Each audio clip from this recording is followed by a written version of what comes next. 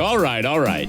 It's time for Buckeye Grove Instant Access. It's about time. With the latest breaking news, analysis, and much more from around the world of Ohio State. Brought to you by BuckeyeGrove.com and the Unscripted Ohio Podcast Network. You're so money and you don't even know it. Let's move quickly and hand it off to our host, Kevin Noon. It's time to start running!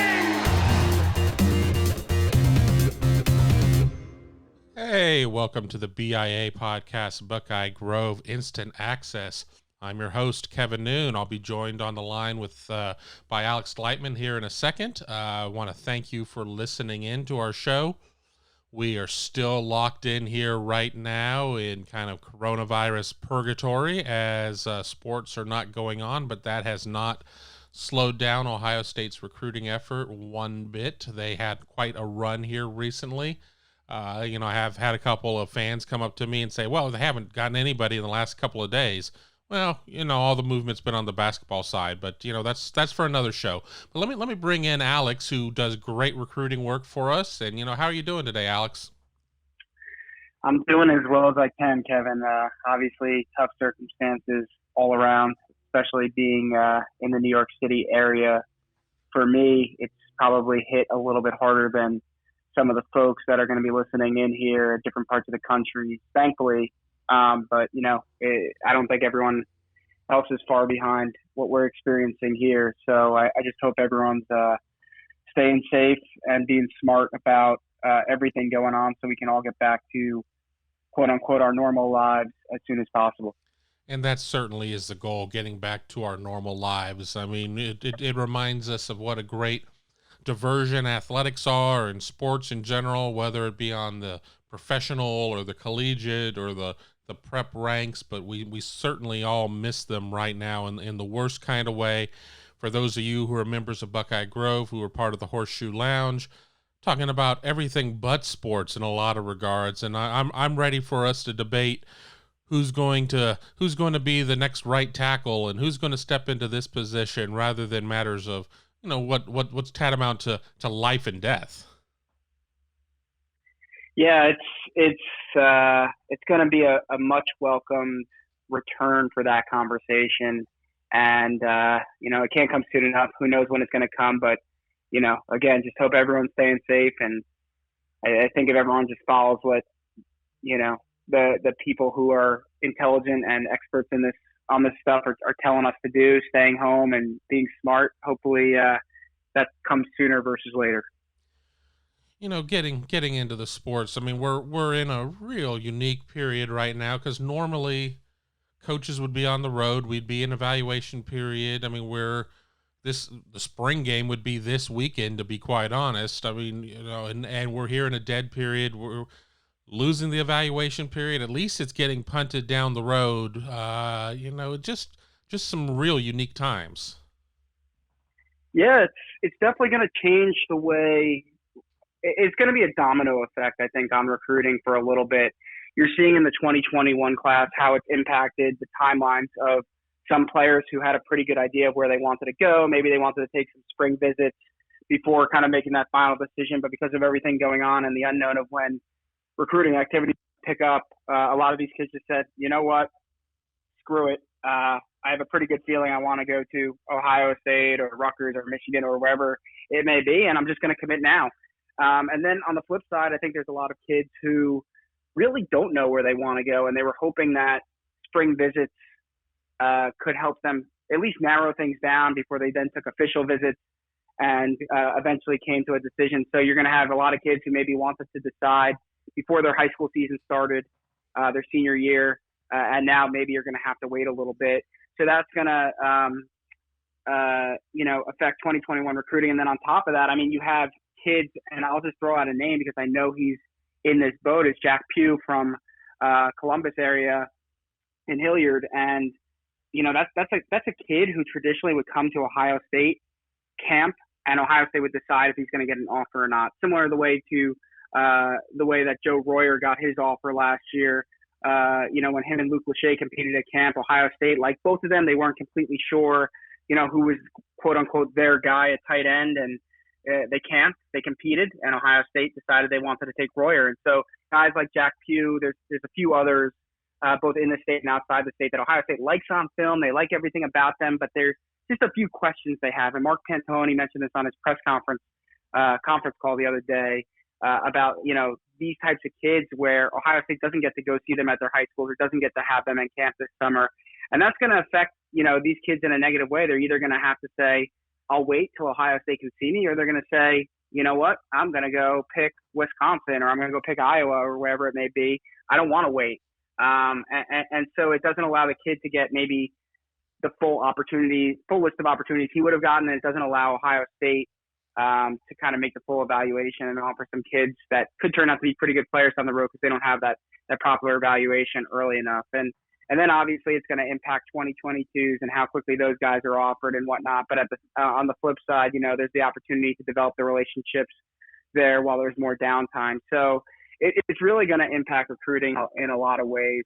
I'll let my ramble be done, but as you can see, there's a lot of layers in this thing in how things are going to be impacted moving forward. And I probably don't see them normalizing until the 2023 class, as far as us getting back to the cycles as we knew it. And it may never fully recover. It may just kind of be a domino effect that's lasting to some extent.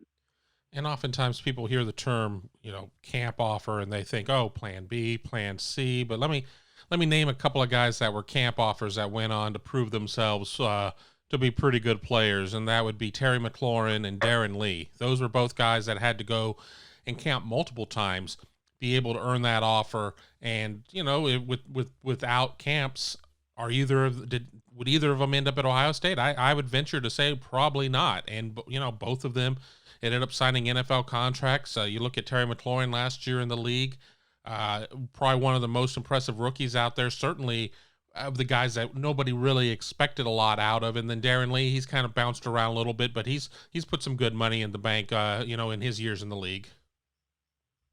Yeah, camps are super important. Even guys Ohio State didn't get that they ended up offering, like a Mike Gesicki, who's in the NFL after starring at Penn State for 3 years.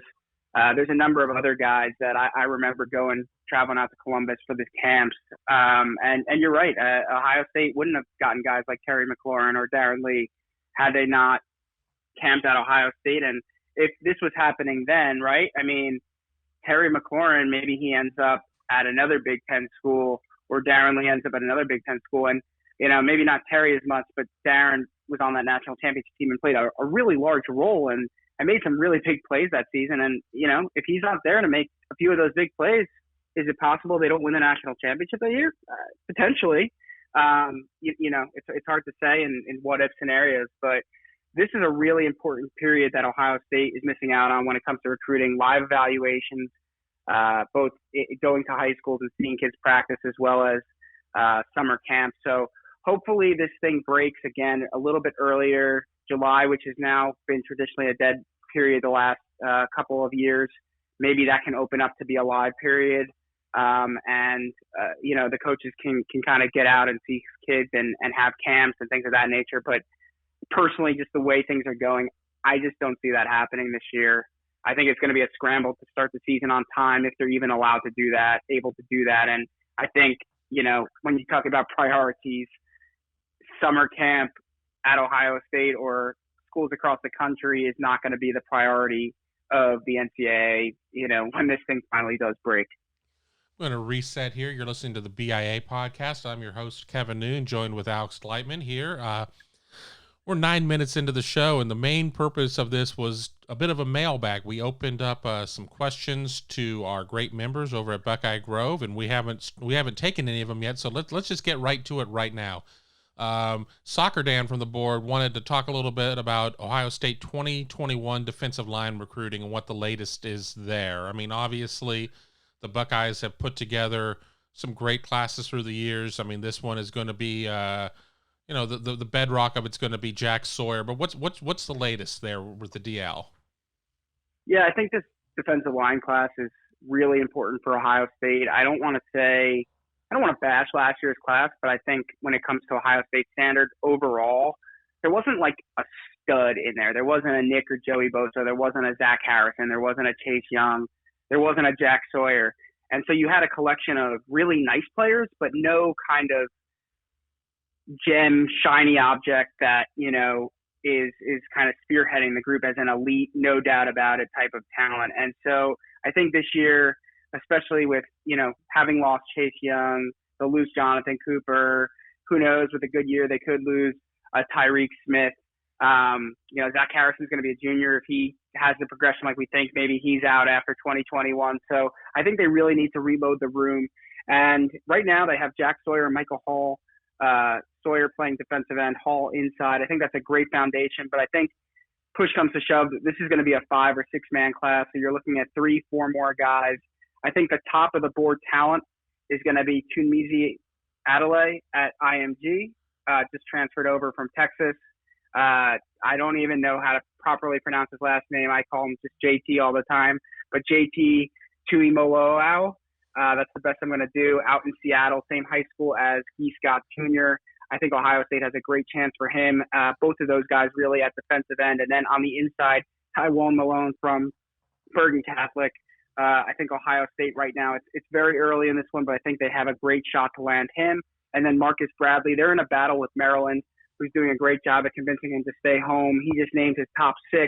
I think originally he wanted to commit earlier in the process, and that was a good thing for Ohio State. He's kind of slowed things down a little bit, which is a good thing for Maryland. But those are, I think, the 4 guys who Ohio State really, really wants to finish out the class. But there are kind of a secondary group of guys. Damon Payne, defensive tackle from Michigan. Demian Robinson, who's Bradley's teammate, kind of borderline 4-star, 5-star type of guy, depending on, what site you look at. And he's a Maryland commit. He recently committed to Maryland, but he had a really good relationship with Larry Johnson. And a lot of people feel that if Maryland doesn't have a great season this year, if a season is even played, I guess I shouldn't even throw that out in the universe, but that he's a guy who could pull a Dwayne Haskins or Keandre Jones and flip to Ohio State later on. Josiah Harris, Aaron Armitage, Najee Story from Ohio. He had a not a great junior year, but if he bounces back with a strong senior campaign, he'll certainly be in the mix. And then, there's a few other players across the country that definitely need to be kept in mind, but kind of the 4 guys I mentioned in JT, Tunmizi, Malone, and Bradley, I think those are their top 4 guys who they'd love to add to kind of finish this class off. Let's move up a position to linebacker, and both VT Buckeye 02 and Captain M. Smith wanted to talk about linebacker recruiting. We're going to talk about a couple of names out there with Barrett Carter out of North Gwinnett in Georgia, and then you got Terrence Lewis out of Chaminade Madonna in Hollywood, Florida. Those are 2 big names, but linebacker always seems to be a position that we're left talking about when it comes to Ohio State. Yeah, I think I don't want to bash Billy Davis, but his tenure at Ohio State was just not great, both on the field. Recruiting, he was okay. I mean, recruits actually spoke pretty highly of him, but a lot of the guys he recruited, necessarily haven't turned out to be the studs we think they could be. But, there's a few guys in there, Taraja Mitchell, Dallas Gant, Kevon Pope, that do maybe potentially have some bright futures. I mean, Pete Werner's turned out to be a pretty good player. So I can't completely knock him, but I think Al Washington, it's been a little slow to start because he was so new. But I think you're really starting to see the relationships he's forged over the last year turn into results. I mean, he was actually key in Trevion Henderson signing with Ohio State, and he's key in Ohio State setting themselves up to potentially land some big-time linebackers, not only this class, but down the road. He's done a great job. And so in the class right now, he has Reed Carrico, who I think is kind of like a little bit of a throwback linebacker, a little bit of an A.J. Hawk type of player who's just a blue-collar, hard-working, athletic kid from Ohio who's just going to get the job done. And you turn on the tape, he's pure football player. They also have Jalen Johnson from LaSalle, who's committed at safety, but I do think he's going to grow into an outside linebacker. So when you look at the numbers, I don't think Ohio State has to add another linebacker in 2021, but I do think that they would like to add one. They're not going to reach. It's going to have to be the right guy. I think they've taken a number of athletes who have become linebackers and things like that, and they want to take really good linebackers who they're sure of. And so, again, 2 guys we've talked about a lot are Barrett Carter and Terrence Lewis. first with Lewis, things were really heating up. He was building a really strong relationship with Al Washington over a 2-3 week standpoint. Ryan Day was talking to him.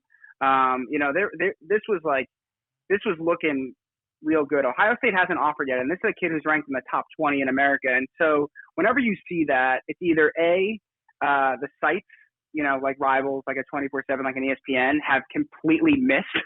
But given that, 24/7, I think, has him at 11, Rivals has him at 19. I'm not sure where ESPN has him, but I'm sure they have him pretty high.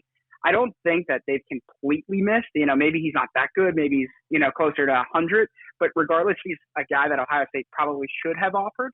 I think when you look at that, there's probably things outside of his pure football talent and skill set that Ohio State isn't completely sure of, and that's why they hadn't pulled the trigger on an offer. And things were certainly building up to there, but I guess they had a staff meeting last week at some point, and the decision was made to kind of put things on pause. I don't want to go into, greater detail than that, but you can kind of read between the lines.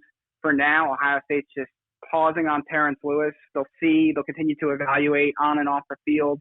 But right now, I don't see that one happening for Ohio State. And that I dropped a note on the board right before he put out his top 5 that I didn't expect Ohio State to be in it for that reason.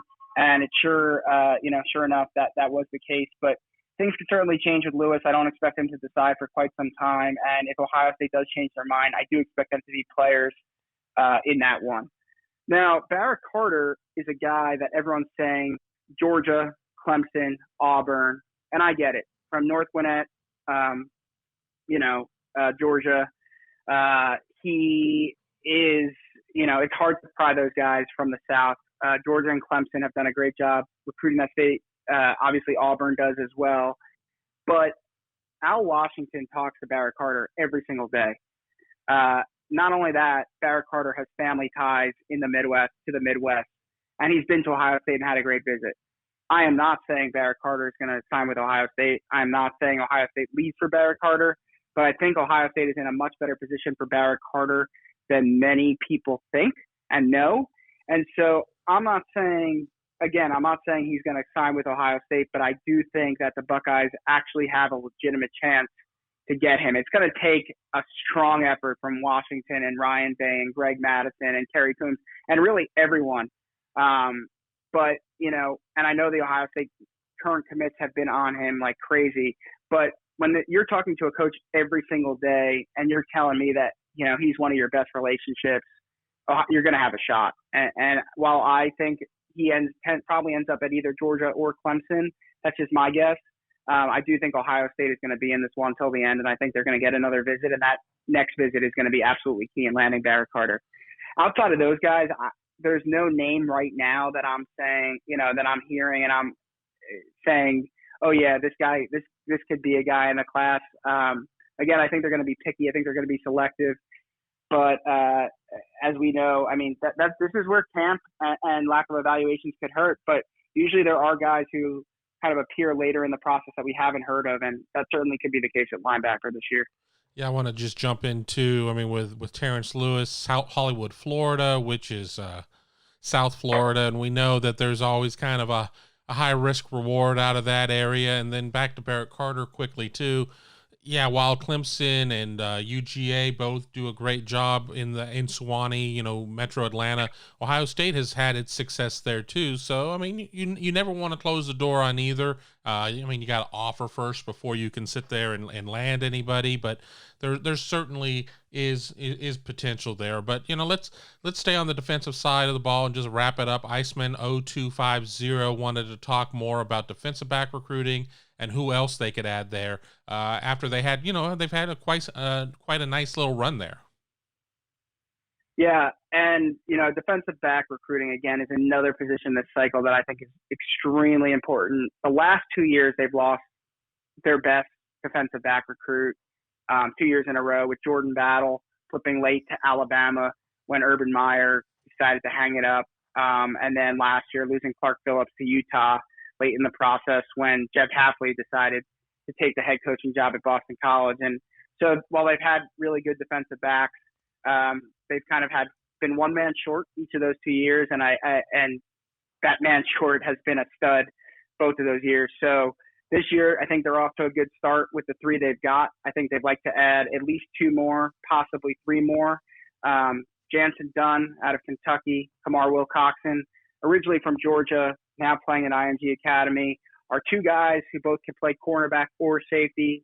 I actually have Futurecasted both players to Ohio State. I wouldn't say done deal for either of them, but I think Ohio State's in a favorable position for both. I feel a little bit better about Dunn than I do about Wilcoxon just because, he's already committed to Florida twice in this process. He seems to be enjoying having opened things back up more recently. And, when you got a kid like that who's going to take a lot of visits and kind of be a little bit of a game player, it's a little bit more of a risky pick. But I think Ohio State, if he had to sign today, Ohio State is absolutely the pick. And I would say the same with Jansen Dunn.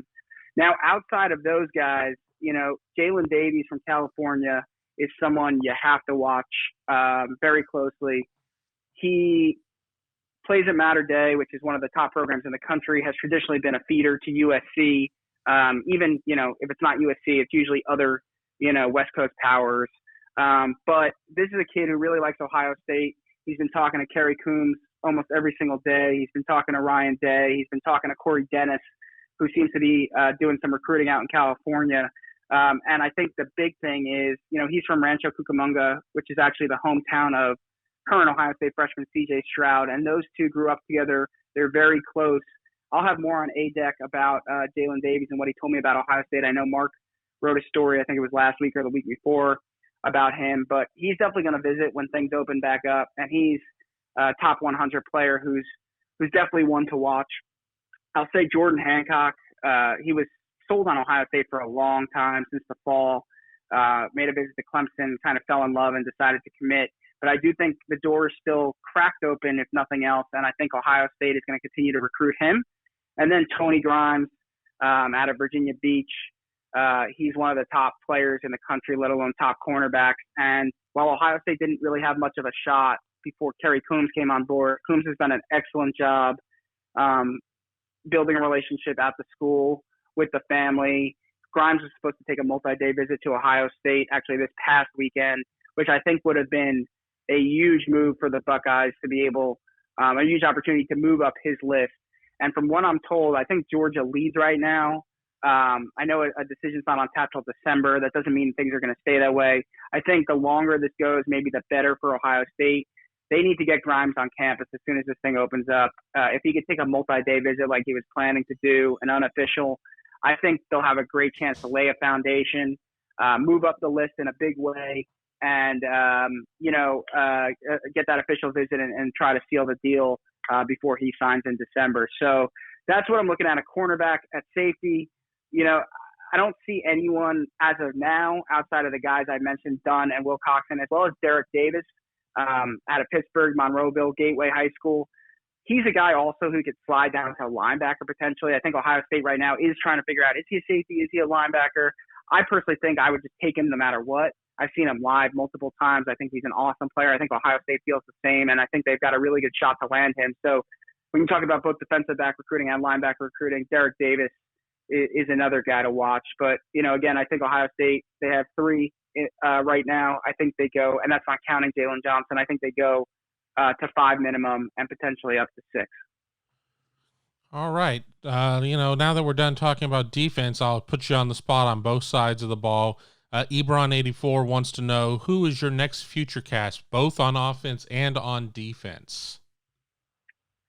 Yeah, offense, I have a few candidates. I was thinking Jaeger Burton, offensive lineman out of Kentucky, but he just announced, he was originally going to commit, I think, in August after taking his 5 official visits, and I had Ohio State as the leader heading into those visits, but he's now probably pushing his timeline back thanks to everything that's going on, and he just wants to be able to make his visits. I still like Ohio State. I don't know if he's going to be my next Futurecast.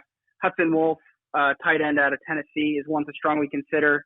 Another kid who says he wants to take his visits, which might push things back a little bit, but I also could see him pulling the trigger, and he actually would probably be my top choice. But Emeka Egbuka is also up there. I think there's a longer way to go in that one. I like Ohio State right now, but I'm not as sold as Burton and Wolf. But so on offense, I'd probably go Wolf. On defense, it's tough because I want to see visits, and I don't think there's any kind of no doubt about it, guy. But I'll probably go Derek Davis. I already made the picks on Dunn and Wilcoxon, so I'll probably go Derek Davis as my defensive next Futurecast. One more question before we take a break. I always struggle sometimes with pronouncing some of these board names. Bucks, who actually I know off the board, so I just want to make sure I didn't call him by his real name. How many top 100 kids per Rivals current ranking, so from the current Rivals 100, do you think Ohio State will end up landing? I looked at the numbers before we recorded this. I know this sounds crazy, but I'm going to say 15 or 16 based on my count. And I was trying to be somewhat conservative and leave room for, like, there's two guys who I feel like they're really good with. Let's say they get one, not two. So I think that's kind of on, like, the lower, more conservative end, is saying around 15, 16. And that would obviously be tremendous, very incredible. I don't know if Ohio State could keep the rate up like they've been going. They have to keep everyone they've already gotten. But if they land 15 or 16 top 100 kids, I mean, this will be one of the greatest classes on paper in the history of really any site's rankings, but certainly the Rivals rankings. Yeah, exactly. And I've had the opportunity to do some series on great classes of the past, and 3,000 points in the Rivals team rankings used to be kind of the magic line. If you eclipse 3,000, you were going to have the number one class. Now 3,400 seems to be about, the high water mark of where you got to get to. Ohio State already has about a 750 point lead on Clemson. I'll try and link some of those links for those of you who are not checking out Buckeye Grove right now, though you should be. I'll tell you on the other side of the break of how you can get a free trial. But yeah, I think that this certainly could be one of the best classes and the first opportunity for a Northern school to win the team recruiting title. It's just never happened. I mean, it's generally been USC, Alabama, UGA as of late, Clemson. A Northern team has not been able to win it. I think Ohio State certainly has a good chance, but remember this too, these current rankings won't necessarily carry over. I mean, provided we do have high school football seasons, we're not going to have the camps really. So as the detractors say, we won't have the underwear Olympics out there, but we will have, hopefully a senior season. So there will be some movement out there, but I think where a lot of these Ohio State guys are in the Rivals 100, Rivals 250, they're well insulated to, for most of these guys to remain in there. And I think they have a really good shot. I'm not ready to call my shot and say that Ohio State will undoubtedly end up with the number one class in the nation, but I think it could happen. But, we're going to take more of your questions on the other side of this break. Egg Water Conditioning has been treating well in city water in Central Ohio with American-made water filtration products for over 60 years. Have a water quality problem? The water treatment experts at Hague know how to solve it. Not sure if your water softener is working? They will test, inspect, and sanitize any brand of water softener for only $20. Schedule a system checkup or water test today by calling 614-836-2195 or visit them online at HagueH2O.com. That's HAGUE H2O.com. Welcome back to the BIA podcast. I'm your host, Kevin Noon, joined by Alex Gleitman as we talk recruiting. I told you on the front side of the break, you're not a member to Buckeye Grove, you want to check things out, we are offering an unprecedented free offer right now. Free trial until kickoff. Knock on wood that kickoff is when it should be on September 5th. If you join and you enter the promo code OSU 2020 between now and April 30th, we will give you a free trial until September 5th. Don't pay until September 5th at Buckeye Grove. Be sure to check it out. Check out the Horseshoe Lounge. Check out all the great recruiting coverage by Alex, Mark Givler. Just come on board. Check things out. I'm sure you'll love it. But let's get back to the questions. Terry21 wants to know a little bit more about Jack Sawyer. He got hurt last year. Certainly one of these freakish type of talents. What are the chances that he could end up number one overall in the final Rivals rankings? Not that you or I have any direct impact in what those rankings look like, but just based on what you know. Well, he's committed to Ohio State, and I'm an SEC school at Clemson, so zero shot, right? Yeah. No, I don't see it. I think he's top 10 for sure. I know he's not number 8 now. I don't think he should fall out of there because I think he's the third Bosa, as my friend Bill Green likes to say. I truly think he's that type of talent, a Nick and Joey Bosa type of talent. I think he's as surefire of a prospect if he stays healthy as, there is. I think he won't be number one, but by the time he's done playing at Ohio State, I'll give him 3 years.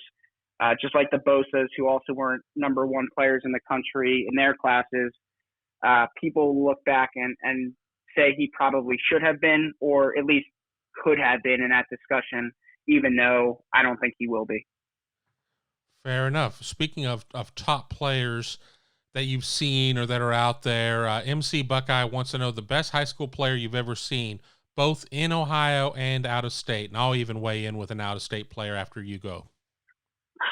Yeah, it's tough. I was trying to think of who I've seen live and not spend too much time going back through every single class. So I'm probably going to miss some people. But in Ohio, and I've been doing this, I've been covering recruiting for an Ohio State site since 2008.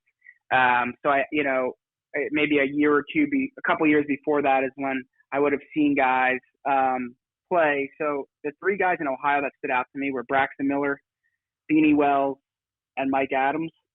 And I mean, it's probably hard to pick out of those 3. I'll go with Beanie. Was really good. I'll go with Beanie. Braxton was just, the things he did were incredible. Out of state, I'm from New Jersey, Central Jersey. Our high school played against Noshawn Moreno's high school every year. He was pretty unbelievable live. My senior year, he was a junior. He rushed, I think, for 300 yards and 6 touchdowns against us before coming out of the game, and that was at halftime. So he was pretty good. Curtis Samuel, pretty special in high school. The elite athleticism, speed, agility, definitely very obvious when you saw him play, even though, he was kind of a street baller. And then, I don't think people on the board are going to love this. 2 guys, though, who from New Jersey that I thought were unbelievable high school players were Rashawn Gary and Jabril Peppers. Both went to Michigan. I know they're not super popular around here, but incredible high school players. Rashawn Gary live was the freakiest athlete I think I've ever seen, just the size and athleticism combination. And then Minka Fitzpatrick at St. Peter's Prep, he was pretty special when I saw him. So that's my list. I'd probably go with Beanie in Ohio and then Rashawn Gary outside of Ohio. For me, when it comes to a lot of these things, I've been doing this for a long time and gone to a lot of camps. And, I'll try and take camps off the table because that's not actual football. I've seen, especially through the Rivals 5-Star Challenge, I've seen some of the biggest names out there. When it comes to in-state, I struggle with that one because I've seen a lot of guys over the last 15 years. Mike Adams was about as dominating of a player as I've ever seen. Generally, by about the second series, the poor kid he was lined up against was ready to go home or at least go sit on the bus. So I don't know. I'm gonna take a pass on Ohio, but just to kind of show my age, when I was in high school, my high school played against Todd Marinovich's high school, so I got to see Todd in high school back at the time when Dad was keeping him locked in a closet and feeding him raw meat and not letting him do anything. He was probably the most dominant player that I have seen play multiple games on the high school stage. So that would be where I'd be at. Shifting gears, T-Bone 8 wants to ask about the 2020 and the 2021 receiver commit / top prospects, guys like Julian Fleming, Jackson Smith and Jigba, G. Scott, Mookie Cooper, and others, getting into the 21, Emeka Egbuka, Marvin Harrison Jr., Jaden Ballard, Troy Stellato. I mean, how would you rank these guys? Yeah, it's tough because they're all really good players. But if I had to do it, what is it? 1, 2, 3, 4, 5, 6, 7, 8 guys. I know he also asked about Cam Martinez, but I see Cam as a safety personally. So I'm not going to throw him into this ranking. Although if I did, he'd be at the end. I just think the other guys are better pure receivers right now. But I'd go Julian Fleming, number 1, Emeka Egbuka, number 2. The 3 and 4, it's kind of a tie for me between Jackson Smith, Jigba, and G. Scott. I think both of those guys, they bring different things to the table. But I really like both of them. I'd have them 3 and 4. I'd have Marvin Harrison Jr. right behind them at 5, although he could potentially jump them. He's really good. I've seen him live. Mookie Cooper I have right behind him at 6. If he played last year, maybe he would shoot up the list a little bit. I have Ballard at 7, although to me he's like Devin Smith 2.0, maybe a little bit more versatile than Devin, like more skilled overall as far as like his ability to play the receiver position. But I think I see him as a very similar type of player. And then I'd have Troy Stellato right behind Ballard. But I think Ballard and Stellato are really at the same level.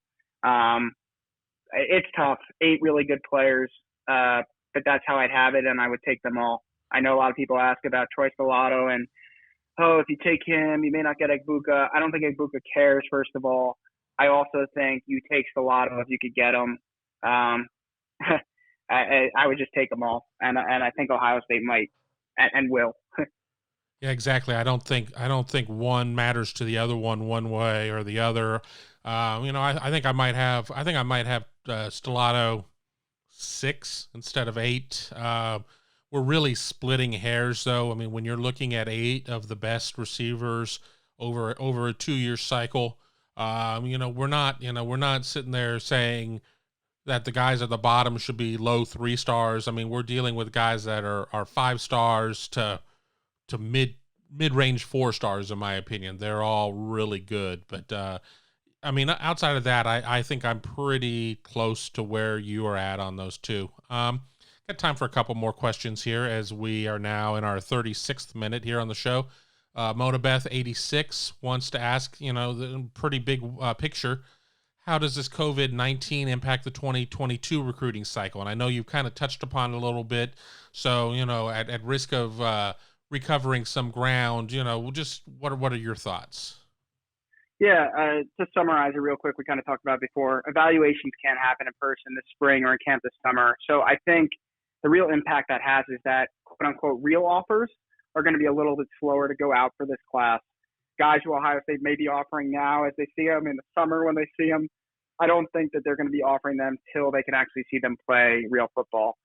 On the flip side, the staff does have, a little bit more downtime, more free time than they normally would if they were in the building and working and doing spring ball and all those things. So a little bit more time to message with those kids, have them call them, build relationships with them right now, even more so than they would on a normal basis. So that could end up paying off in the long run too. I think the overall story here is that the cycle will go a little bit slower than others before because kids can't take visits, they can't camp, they can't be evaluated. And so I think that will create a stall on offers. But I do think that the opportunity to build relationships right now could pay off in maybe some quicker commitments when all that stuff can happen. We're going to jump into our final question. I didn't catch who sent this one in, but I think one of the biggest positions everybody loves to talk about is quarterback, especially with Ohio State pulling 2 with Jack Miller and C.J. Stroud, and then following that up with Kyle McCord, and then we're sitting at 2022 where they don't have one yet, but certainly are in on some top ones, whether it's Chase Harrison in state, there's some talented ones in Texas or whatnot. I don't want to steal your thunder, but what's your thought at that position? I mean, who do you think Ohio State could sign? Yeah, I mean, honest answer is I don't know right now. They've offered 4: Quinn Ewers from Texas, Malik Murphy from California, Steve Angeli from New Jersey, and Gunnar Stockton. I forget where he's from at the moment. I think somewhere down south as well. I think if you're looking at those 4, the best shot out of all those guys is Steve Angeli. I'm not sure if his offer is committable right now.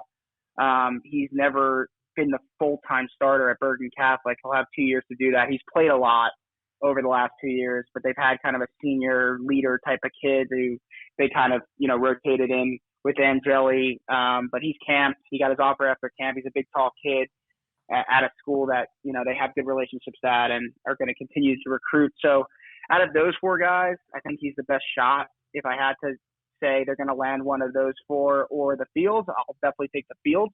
I just think it's going to be a tough sell for them in 2022 with some younger players like Stroud, Miller, and McCord, who will be either redshirt freshmen or sophomores in the case of Stroud or Miller, and then McCord, who will be a true freshman. during these kids' senior year of high school. And so to see 3 young guys like that, even knowing that 1, if not 2 of those guys are going to transfer if they don't win the job, I think it's still going to be a challenge for them to get an elite quarterback like they have the last couple of years in the 2022 cycle. I think they'll end up with a good player. I don't know if they'll end up with a great player, but maybe there is a chance they could tell a kid, hey, you come in, you have the chance to compete, but maybe you redshirt, you create a little bit of separation between Stroud, Miller, and McCord, and you're going to have Ryan Day develop you, and you're going to have your chance to start for multiple years at Ohio State. So I'm not going to say they're not going to sign a really good quarterback in 2022, but I do think it's going to be more of a challenge than it was either of the last 2 years.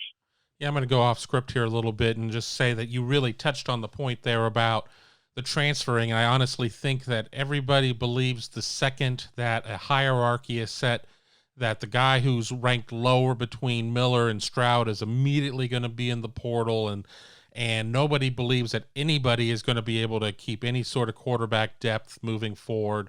What I say there, and you may agree, you may disagree, is we're still somewhat in uncharted waters in terms of how that's going to be. We certainly see all the quarterbacks who enter the portal or whatnot, but they're certainly having a couple years under Ryan Day and that system, and by extension Corey Dennis certainly makes these guys into potentially better candidates to be out there. So I don't think that there's anything wrong with sitting a couple years, and then if your opportunity still isn't there, then maybe you look. But I don't think you're going to see something that's going to be overnight and immediate. Do you? I don't know. I think it's harder for Stroud and Miller with a guy like McCord behind them, because I might be biased just having seen McCord in person more, but I love that kid. I think he's going to be incredible for Ohio State. And so I think if you're Stroud and Miller, you have that guy breathing down your neck. If you don't win the job, I mean, you got to then beat him too. Forget the guy in front of you for that backup job. And so I don't know. It all depends when it happens. I mean, obviously it's going to happen after Justin Fields leaves, which everyone thinks is going to be after the 2020 season. So I could definitely see whoever doesn't win the job out of Stroud and Miller at least staying through the 2021 season before they just dart off, seeing if there is a chance to kind of either win the job, step in because someone got hurt, just prove that they're a better player over time. So I could see them waiting. I just think it's going to be more of a Haskins-Burrow situation, that when it's time for them, this is just my gut feeling, that when it is time for them to compete, that the loser of that competition is just going to go somewhere else. I think McCord is going to have a little bit more patience. I think he's going to come in and think he can compete with those guys. But if he doesn't win the job right away, I don't think he's going to be as impatient as the loser of the Stroud-Miller battle. And I do see one of those guys leaving.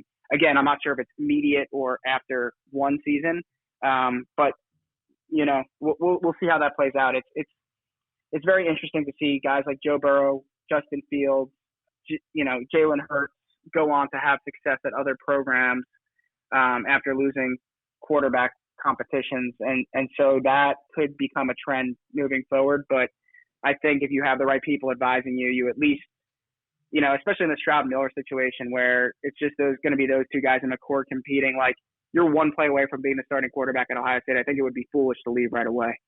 Yeah, absolutely. And, so it'll be interesting, but it's going to show the importance of being on top of your quarterback recruiting throughout, because of just the fluid nature of the position and how, I think that the portal, and especially once we get further down the line with where the legislation is going in terms of potentially having the 1 year or having the one-time transfer with immediate eligibility, you better be right when you make the choice. And I'm not going to circle back on anybody, but we certainly have seen some transfers that have gone elsewhere and it hasn't exactly worked out yet. And, if you get to a point of where you're getting that one-time exemption and you burn it, then what? So, I think there certainly would be, I think there would be some wisdom in trying to make the right choice. Not that anything's guaranteed. For every Joe Burrow, there's a Tate Martell, I guess, is the the answer. And, there's no knock on Tate. I do think he just picked the wrong school and wrong situation.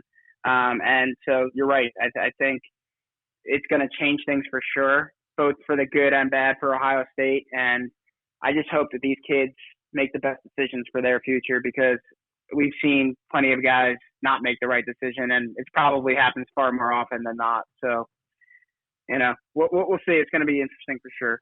Yeah, if I had some ability to bend time and space, I would put Tate Martell at UNLV or somewhere like that. And I don't know necessarily he'd want to go back home per se, but put him somewhere else, and I think we would be looking at a very different path for him than what's happened at Miami. But, that's another time, another place. But, as we wrap up this BIA show, one of our longest ones ever, as we're closing in on 46 minutes, any final thoughts that you have about Ohio State recruiting and where it stands today or whatnot? Any last thing you'd like to add?